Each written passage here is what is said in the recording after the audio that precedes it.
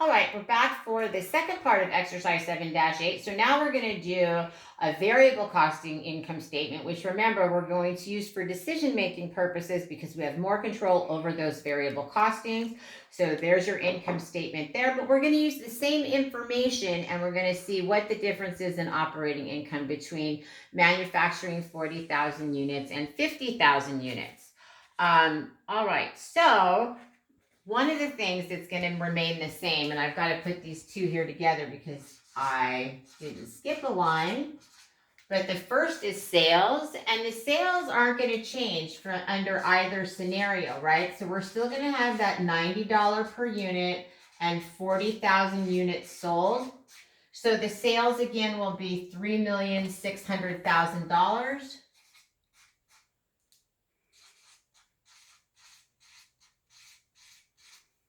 Under both scenarios because we're selling the same number of units. We're just producing different numbers of units.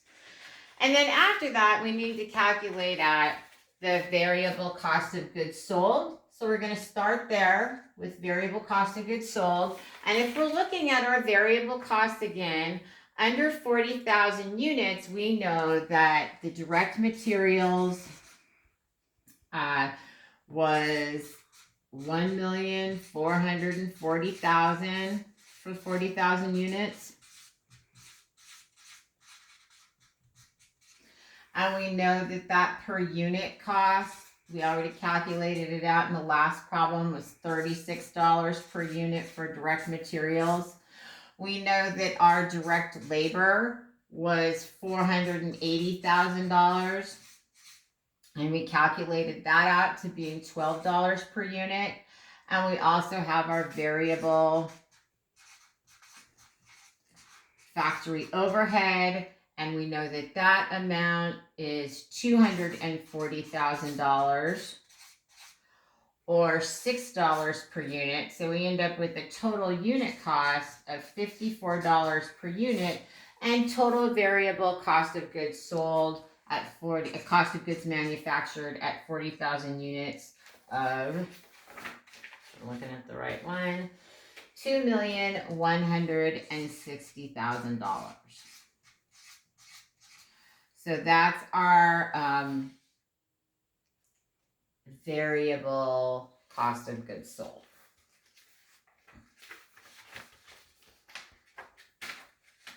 So here we've got our variable cost of goods manufactured. So that these now are going to come under this heading. So we've got variable cost of goods manufactured. That amount is $2,160,000. Remember that we don't have an ending inventory on October 31st.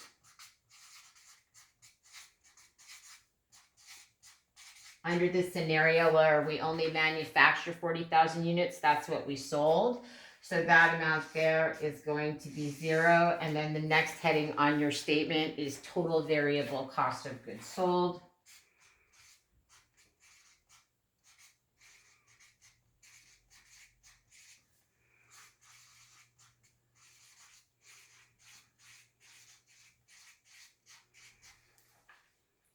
Of $2,160,000.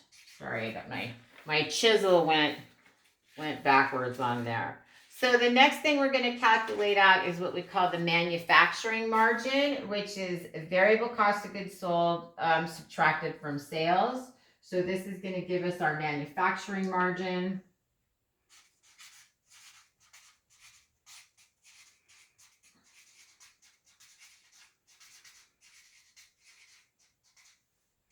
Again, we're taking the $3,600,000 in sales and we're subtracting the $2,160,000 variable cost of goods sold to arrive at $1,440,000.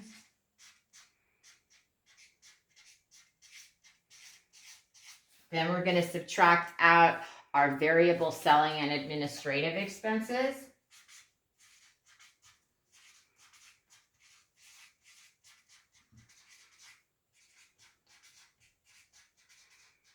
And remember, that's not going to change for the scenario because we've sold the same number of units. So that amount is make sure I've got it, is $200,000. So we're going to subtract that there. And once we subtract that from the manufacturing margin, we arrive at the contribution margin.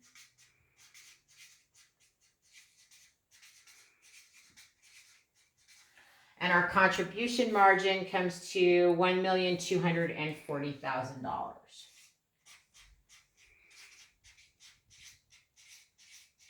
So we've taken care of all of our variable expenses, both variable product costs and our variable selling costs. So now all that we have left are our fixed costs.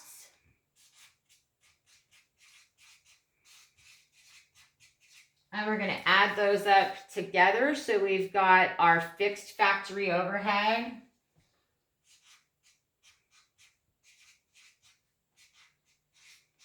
So we've got our fixed factory overhead, which is $120,000. And we've got fixed selling and admin.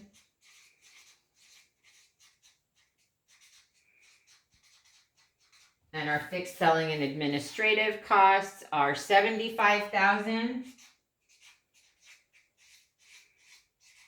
We're going to add those two together to get our total fixed costs. Total fixed costs come to $195,000. We're going to subtract $195,000 from the contribution margin to come up to our total operating income of $1,045,000.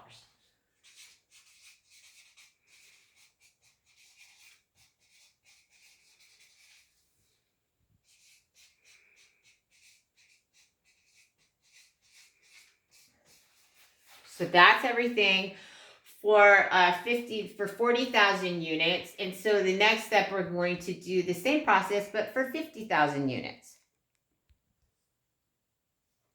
All right, so now we're going to do the same thing for 50,000 units. Remember I said sales were going to be the same because we didn't sell any more units. We just manufactured more units.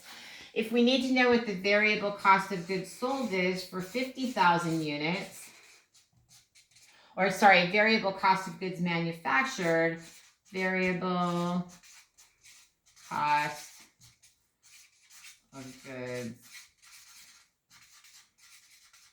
manufactured, we can take our $54 per unit variable cost, multiply it times 50,000 units, and arrive at $2,700,000. So that's what I'm going to put up here on my variable cost of goods manufactured, $2,700,000. So I've got that there, but I also have ending inventory. I didn't sell all 50,000 of these units. I actually have 10,000 units in ending inventory. So ending inventory on 10/31 equals $54 per unit times the 10,000 units in ending inventory for a total of $540,000. So that's the amount in our ending inventory for 50,000 units. So we're going to subtract out the 540,000. And that's going to give us our total variable cost of goods sold of $2,160,000. And you'll notice that that's the same as the total variable cost of goods sold under 40,000 units because, again, we've only sold 40,000 units. So those are going to remain the same there for us. So we're going to subtract the $2,160,000 from the $3.6 million in sales. That's going to give us the same manufacturing margin of $1,440,000 for a manufacturing margin. Our variable selling and administrative costs, those didn't change because it's based upon the sales, not on units that are produced. So we've got now a contribution margin of $1,240,000.